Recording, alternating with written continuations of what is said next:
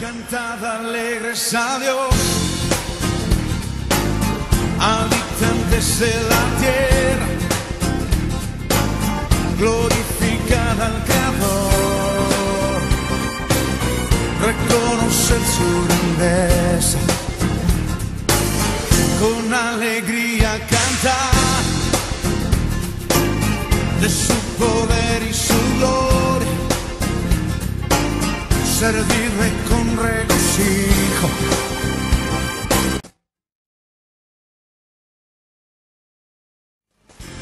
Y he titulado a esta reflexión "Cuando se desmorona la familia". El día lunes cumplimos 36 años de matrimonio con Herminda.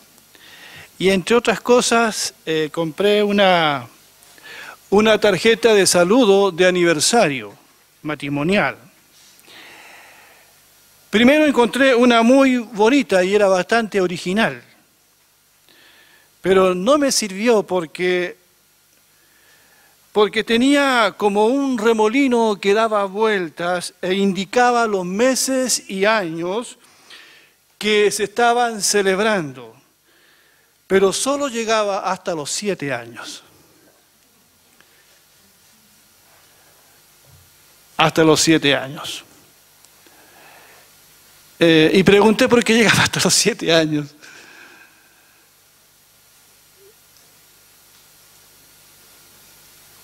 Es lo que duran los matrimonios hoy.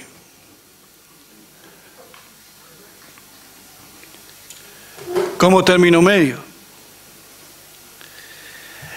Hay mucha incertidumbre en el mundo. Todo parece tan frágil.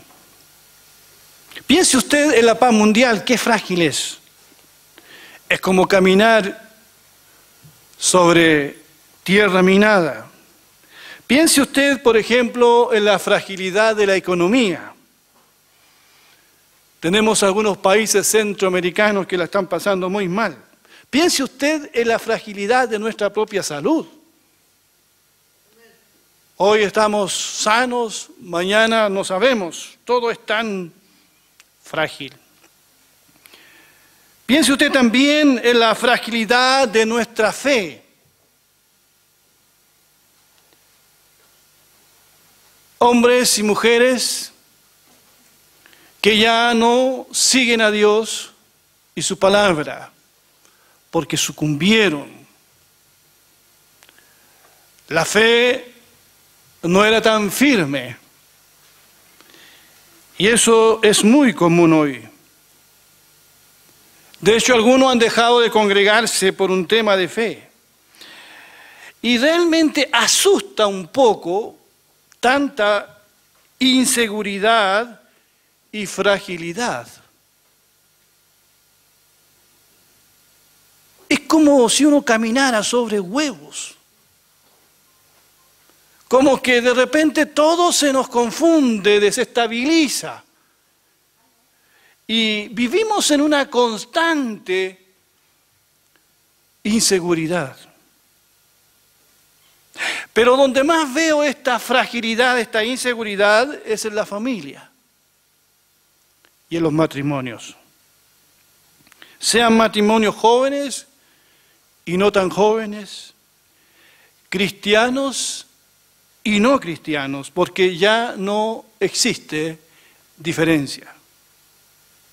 Parece que en algún lugar del mundo se hubiese planificado intencionalmente la destrucción de los matrimonios y de las familias. Parece que en algún lugar del mundo se hubiesen puesto de acuerdo: destruyamos la familia, destruyamos los matrimonios.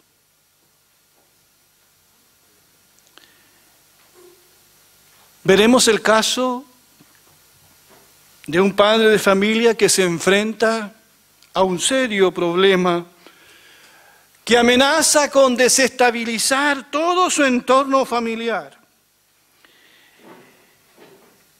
Y voy a leer nuevamente este relato bíblico en la Nueva Traducción Viviente, Marcos 9, 14 al 27, y que dice de la siguiente manera: un hombre de la multitud tomó la palabra y dijo: Maestro, traje a mi hijo para que lo sanaras. Está poseído por un espíritu maligno que no le permite hablar. Y siempre que este espíritu se apodera de él, lo tira violentamente al suelo. Y él echa espuma por la boca, rechina los dientes y se pone rígido. Así que les pedí a tus discípulos que echaran fuera al espíritu maligno, pero no pudieron hacerlo. Jesús les dijo: gente sin fe, ¿hasta cuándo tendré que estar con ustedes? ¿Hasta cuándo tendré que soportarlos? Tráiganme al muchacho. Así que se lo llevaron. Cuando el espíritu maligno vio a Jesús, le causó una violenta convulsión al muchacho, quien cayó al piso retorciéndose y echando espuma por la boca. ¿Hace cuánto tiempo que le pasa esto?, preguntó Jesús al padre del muchacho. Desde que era muy pequeño, contestó él. A menudo el espíritu lo arroja al fuego o al agua para matarlo. Ten misericordia de nosotros y ayúdanos si puedes. ¿Cómo que si puedo?, preguntó Jesús. Todo es posible si uno cree. Al instante el padre clamó: sí, creo, pero ayúdame a superar mi incredulidad. Cuando Jesús vio que aumentaba el número de espectadores, reprendió al espíritu maligno. Escucha, espíritu que impides que este muchacho oiga y hable. Dijo: te ordeno que salgas de este muchacho y nunca más entres. Entonces el espíritu gritó, le causó otra convulsión violenta al muchacho y salió de él. El muchacho quedó como muerto. Un murmullo recorrió la multitud. Está muerto, decía la gente. Pero Jesús lo tomó de la mano, lo levantó y el muchacho se puso de pie. En primer lugar, quiero destacar aquí el problema que tiene este padre. Tiene un hijo. Y según lo que dice Lucas, es un hijo único. Pero su hijo está poseído por un demonio que altera su conducta. Este demonio, según el relato, lo único que quiere es destruir a este muchacho, provocarle la muerte por medio del suicidio. Lo tira violentamente al suelo, lo paraliza, lo arroja al agua, al fuego para matarlo.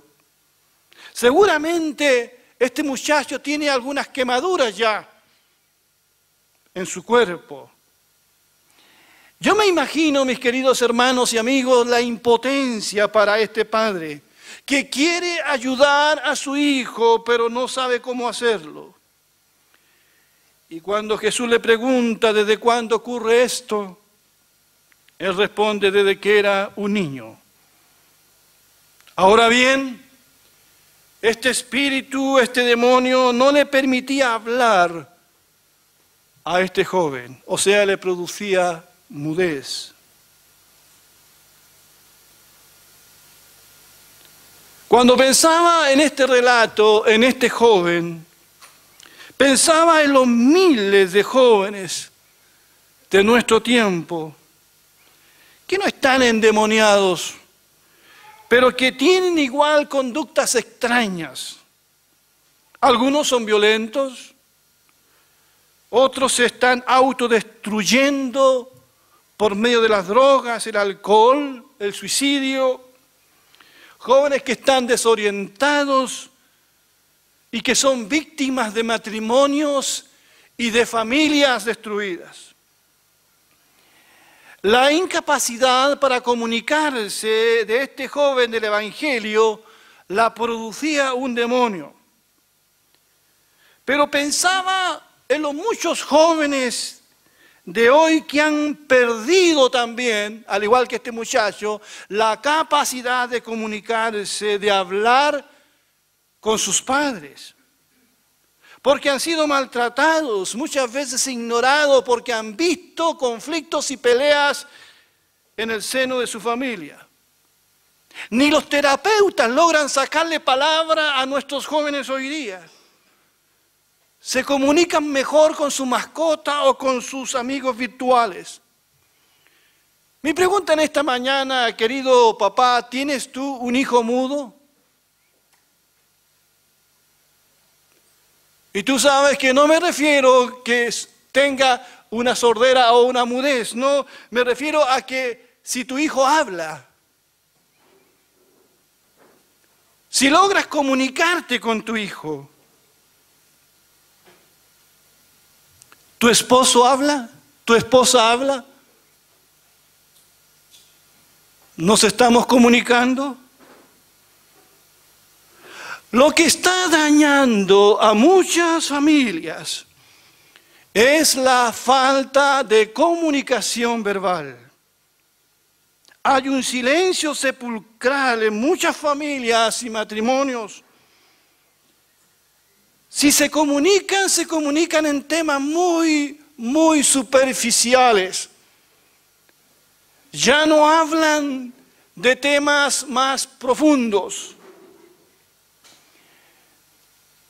Tienen miedo de hablar de sus sueños, de lo que les molesta del otro. No todo es superficial, no van al fondo del asunto porque ya no hay confianza.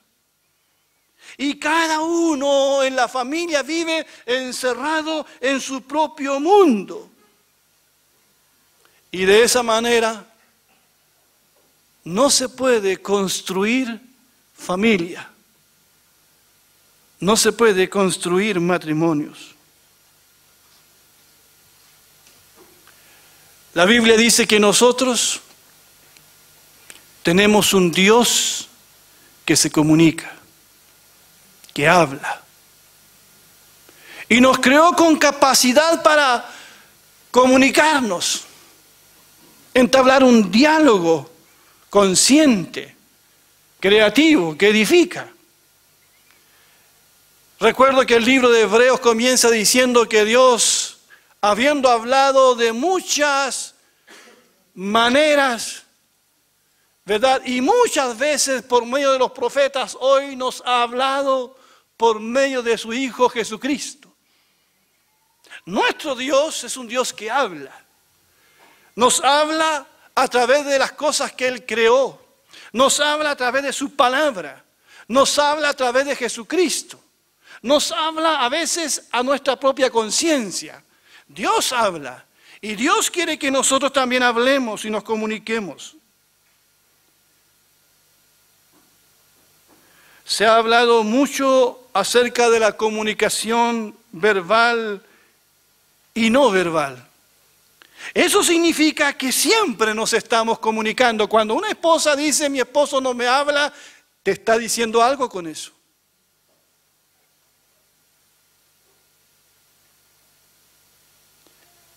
Tu esposo se está comunicando contigo, aún con el silencio.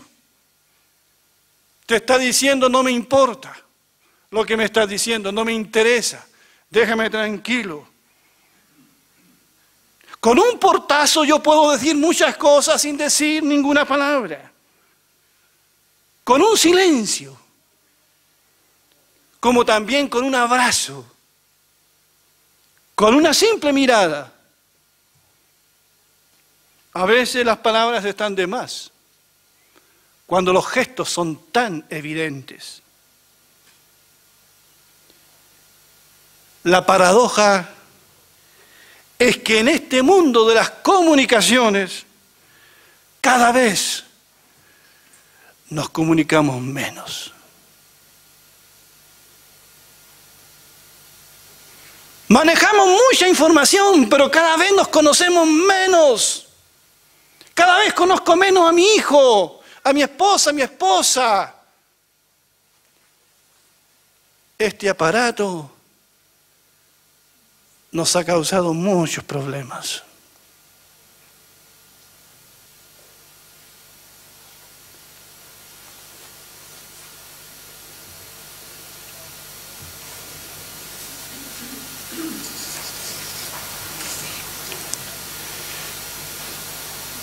Pero el padre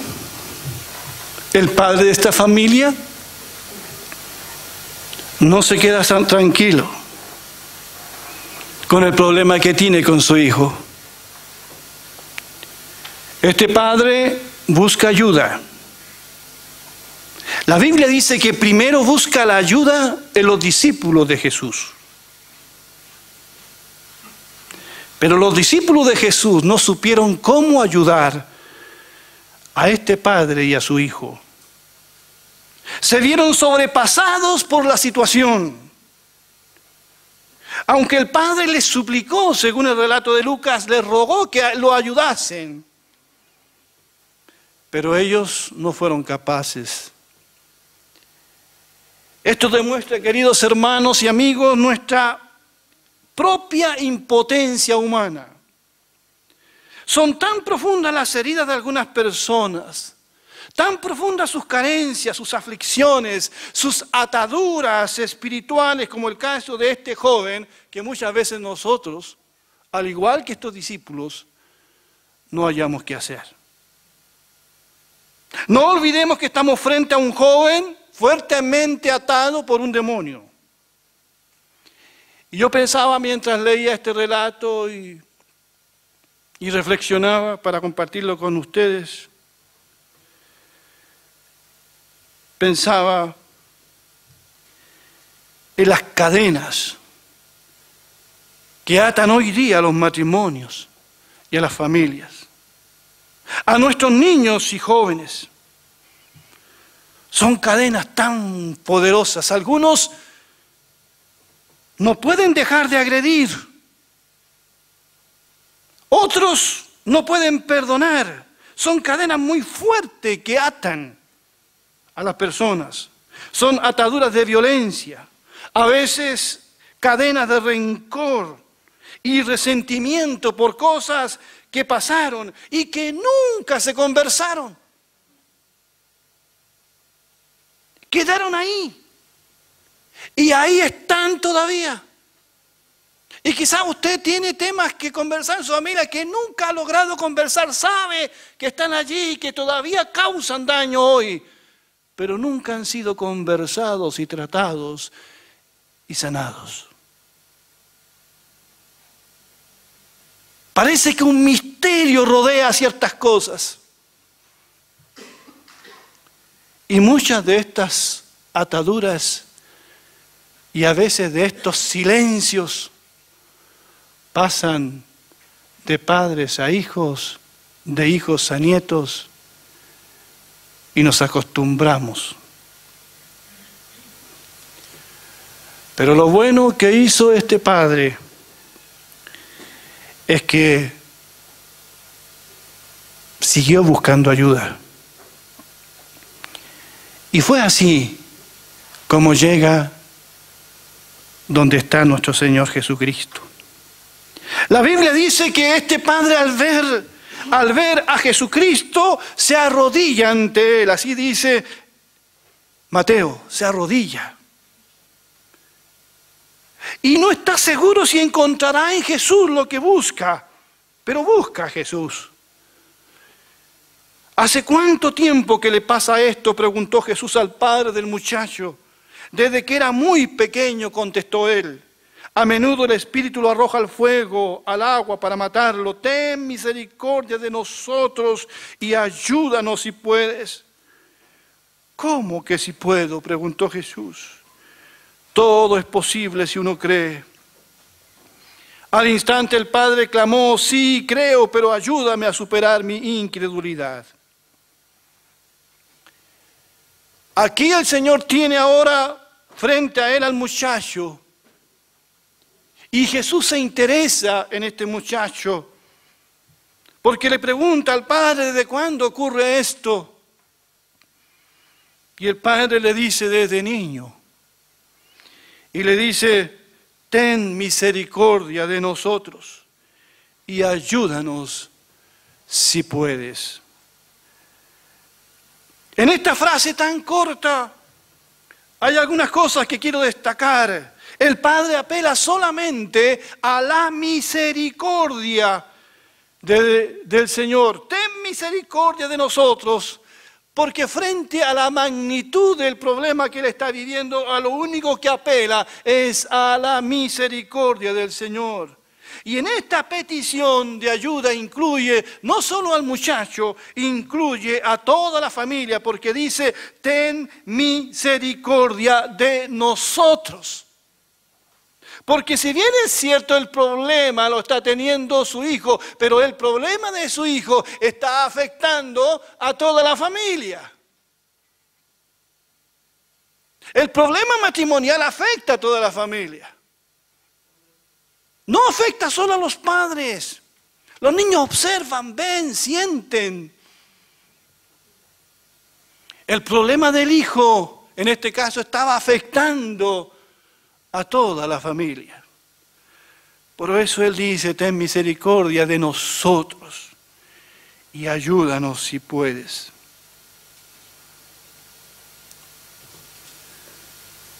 No está seguro si Dios podrá hacer algo, ayúdanos si puedes, dice. Y Jesús le llama la atención inmediatamente y le dice, ¿cómo que si puedo? Todo es posible si uno cree. Y al instante el Padre responde esta frase que se ha hecho tan conocida, sí creo, pero ayúdame a superar mi incredulidad. Esta frase es traducida de varias maneras en las distintas versiones bíblicas en español y quiero leérsela cómo aparece en distintas versiones porque es una frase bien interesante. Sí, creo, pero ayuda a mi incredulidad. Otra versión dice, creo, ayúdame en mi incredulidad. Yo creo, dice otra, ayúdame a creer más. Otra dice, sí creo, ayúdame en mi poca fe. Otra versión dice, sí, creo, pero ayúdame a superar mi incredulidad. Otra versión dice, yo tengo fe, pero ayúdame a tener más. Otra versión dice, creo, ven en auxilio de mi poca fe. Me llama la atención la sinceridad de este padre. Quizás es más sincero que alguno de nosotros aquí, que a veces decimos creer, pero somos unos incrédulos sin remedio. Juzgamos a Tomás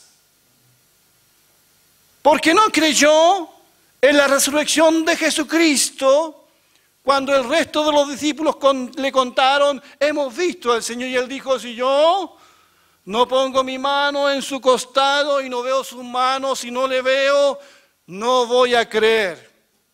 ¿Cuántas veces hemos juzgado a Tomás? O a Abraham que miente para salvar su vida al decir que Sara no era su esposa. Juzgamos.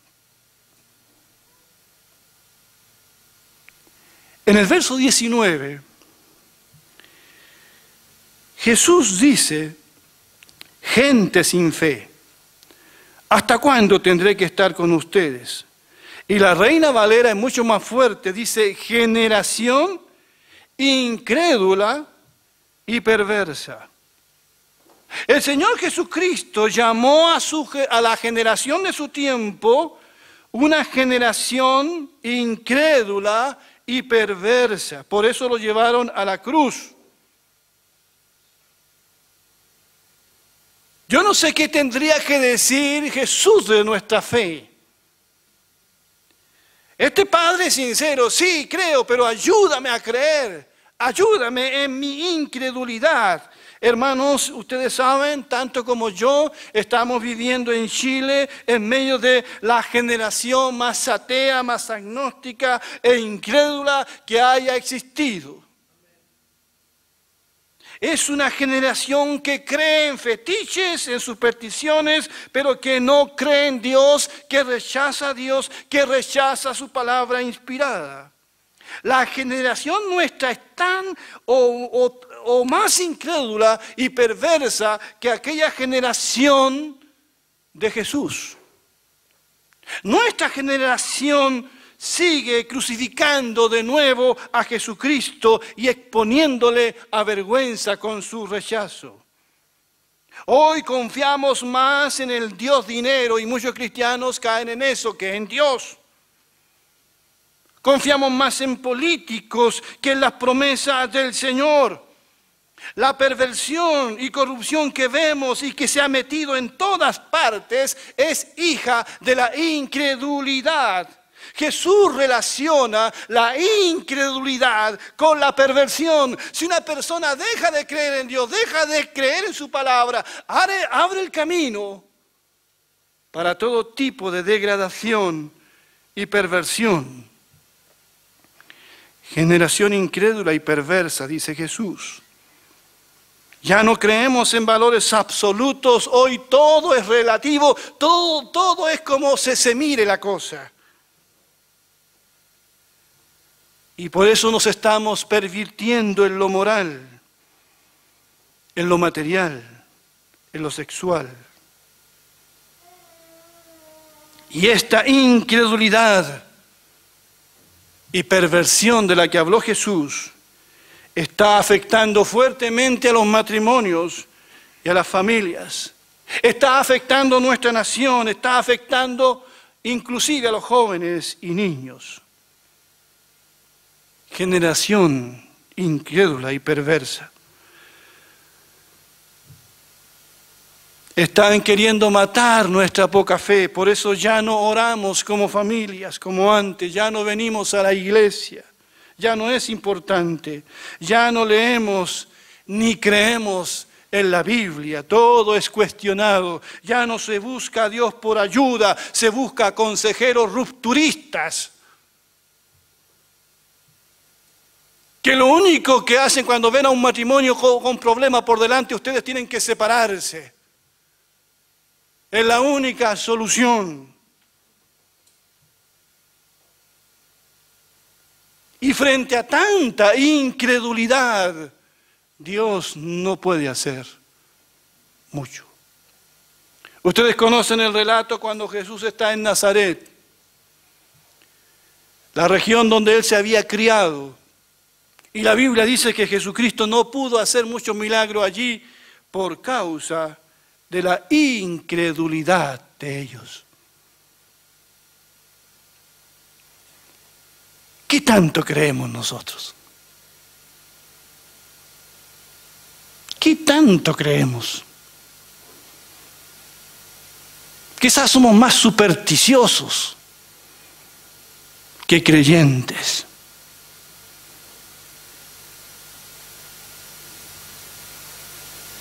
Quizás tendríamos que decir, como este padre, sí creo, pero ayúdame en mi poca fe. Sí creo, pero ayúdame en mi incredulidad. Por eso el llamado en esta mañana, hermanos, familia, matrimonios, es a no rendirnos como este padre de familia. Primero busca la ayuda en los discípulos, pero no se rinde hasta que llega donde Jesús y postrado le pide que lo ayude. Se están desmoronando matrimonios y familias, como se desmoronan castillos de arena en la playa, que a la menor ola desaparecen y ya no están. ¿Qué haremos nosotros? ¿Qué vamos a hacer? Y esta es una pregunta que se hizo David en un momento en su vida. En el Salmo 11:3 dice, si fueren destruidos los fundamentos, dice, ¿qué ha de hacer el justo? ¿Qué vamos a hacer si todo es tan frágil? Si vemos que hay un maremoto en la familia, ¿qué vamos a hacer? ¿Qué ha de hacer el justo? En el verso 1 dice que él ha confiado en el Señor y no va a huir. Va a esperar en el Señor. Va a confiar en el Señor. No puedo terminar esta reflexión sin recordar las palabras de Jesús cuando termina el más famoso sermón. Él habla aquí de oír y de obedecer. De eso está hablando él. Por tanto, todo el que me oye estas palabras y las pone en práctica, o sea, habla de oír y creer. Porque si tú crees, vas a obedecer. Si no obedeces es porque no crees. Todo el que me oye estas palabras y las pone en práctica es como un hombre prudente que construyó su casa sobre la roca. La roca es la palabra de Dios. Cayeron las lluvias, crecieron los ríos y soplaron los vientos y azotaron aquella casa. Con todo, la casa no se derrumbó porque estaba cimentada sobre la roca. Gloria al Señor. Que este sea nuestra familia, pero para eso tenemos que oír y hacer, oír y creer. Pero todo el que me oye estas palabras y no las pone en práctica es como un hombre insensato que construyó su casa sobre la arena. Cayeron las lluvias, crecieron los ríos, soplaron los vientos y azotaron aquella casa. Esta se derrumbó y fue grande su ruina. Que Dios bendiga su palabra. Todo se está desmoronando. Como un castillo de arena, de naipes, todo se viene abajo. Todo está tan frágil hoy día que asusta, que nos asusta vivir. Si hemos de permanecer, tenemos que volvernos a Dios y a su palabra. Y tenemos que volvernos a nuestra esposa, a nuestro esposo. Buscar cómo relacionarnos nuevamente en la verdad de la palabra del Señor, en la comunicación, volvernos a nuestro hijo, buscar la reconciliación, porque la vida cristiana no se vive en relación con Dios, sino que se vive en relación de mi prójimo, y los más cercanos son mi familia. Así que les desafío que después de este culto hagamos en la semana cosas que quizás no hemos hecho nunca o hemos dejado de hacer y que alguna vez las hicimos. Caminar juntos, conversar, conocer el corazón de la otra persona, relacionarnos en temas de interés común más profundo. Hablar de nuestros sueños, de nuestras aspiraciones, proyectar un futuro juntos, aunque tengas 20, 30, 40 años de casado, 50 años. Si hemos dejado de comunicarnos con nuestro hijo, si tenemos un hijo mudo literalmente, que ya no se comunica, que nos cuesta sacarle las palabras, buscar por todas las formas de llegar a su corazón, restaurar relaciones, porque la familia se trata de relaciones más que de posesiones.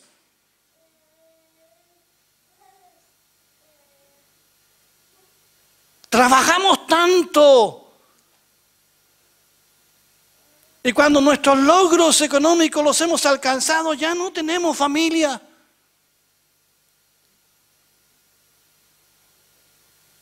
Busquémonos, citémonos para conversar. Que cuando estés en la mesa, por favor, ese maldito celular que no esté allí encima de la mesa.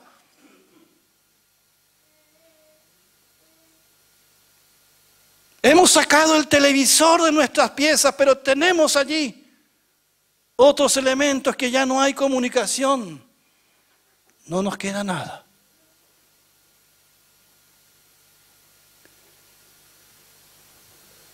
Son solo consejos y sugerencias, pero somos nosotros los llamados a actuar.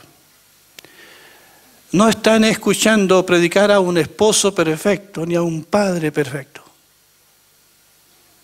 De ninguna manera. Me arrepiento de muchas cosas.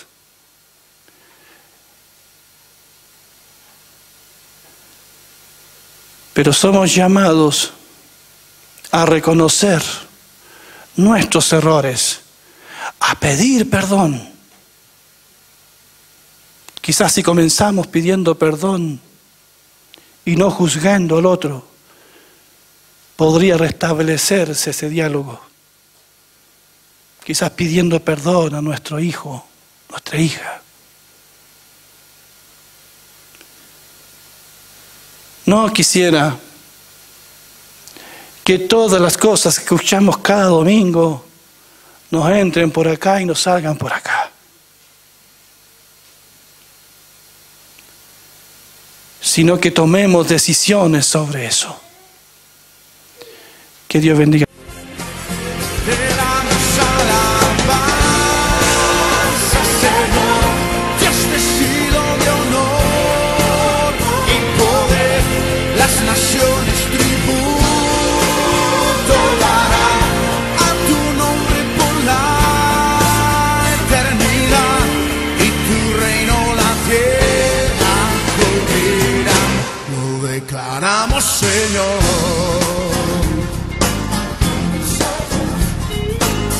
Lo declaramos.